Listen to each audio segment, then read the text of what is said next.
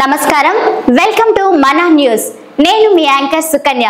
the fastest regional news ఈ liquor వ్యవహారంలో వాస్తవంగా స్కామ్లు చేసింది ఎవరు అనేది పరిశీలిస్తే మద్యాన్ని ఎక్కువగా అమ్మితే లంచాలు ఇస్తారా లేకపోతే అమ్మకాలు తగ్గిస్తే లంచాలు ఇస్తారా మద్యం అమ్మకాలను ప్రైవేటు వ్యక్తులకు అప్పగిస్తే లంచాలు ఇస్తారా లేదా ప్రభుత్వం ద్వారా మాత్రమే అమ్మితే లంచాలు ఇస్తారా విక్రయ వేళలను తగ్గిస్తే లంచాలు ఇస్తారా లేక ఎక్కువ సమయం అమ్మేలా చేస్తే లంచాలు ఇస్తారా మద్యం దుకాణాలను పెంచితే లంచాలు ఇస్తారా లేకపోతే తగ్గిస్తే లంచాలు ఇస్తారా దుకాణాలకు తోడు పర్మిట్ రూమ్లు బెల్ట్ షాపులు పెడితే లంచాలు ఇస్తారా లేక బెల్ట్ షాపులు తీసేసి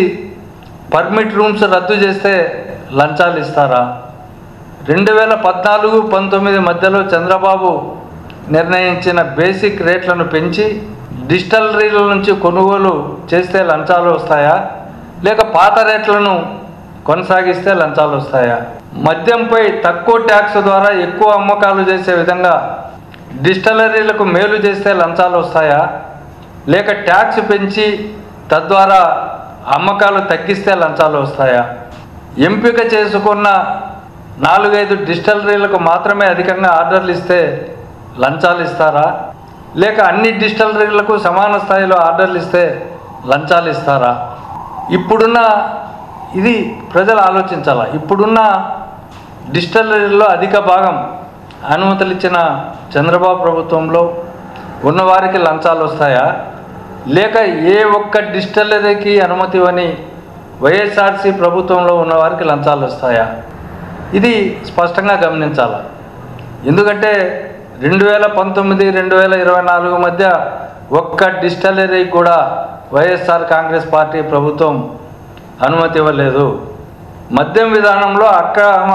దందా సాగించే సిండికేట్ వ్యవహారాలను మొత్తం ఎత్తేసింది ప్రభుత్వం వచ్చిన తర్వాత లిక్కర్ షాపుల బిజినెస్ నుంచి ప్రైవేటు వ్యక్తులను పూర్తిగా తొలగించి ప్రభుత్వ ఆధ్వర్యంలోనే అమ్మకాలు సాగించింది 33% మద్యం దుకాణాలను తీసేసింది షాపుల సంఖ్యను 380 నుంచి 2934కు తగ్గించింది మద్యం దుకాణాలకు అనుబంధంగా ఉన్న 43,000 బెల్ట్ షాపులను 4,380 పర్మిట్ రూములను రద్దు చేసింది మద్యం ధరలను షాక్ కొట్టేలా పెంచింది ఎక్సైజ్ నేరాలకు పాల్పడితే శిక్షలను పెంచింది మద్య విక్రయాలను వేలలను కుదించి ప్రతి ఊరికి ఒక మహిళా పోలీసును నియమించి దాని ద్వారా మద్యం అమ్మకాలను కట్టడి చేయగలిగింది వైఎస్ఆర్సీపీ ప్రభుత్వం ఇలాగే అక్రమ కేసులు పెట్టుకుంటూ పోతే దానికి ప్రభుత్వమే బాధ్యత వహిస్తుంది ఇప్పుడు ఎవరైతే బెదిరిస్తున్నారో ఎవరైతే తక్కువ వాంగ్మూలాలు క్రియేట్ చేస్తున్నారో ఎక్కడి నుంచి ఈ వాంగ్మూలాలు రికార్డ్ చేస్తున్నారో ఏ ఆఫీస్ నుంచి వస్తున్నాయో ఎవరి డైరెక్షన్స్ మేరకు నడుస్తున్నారో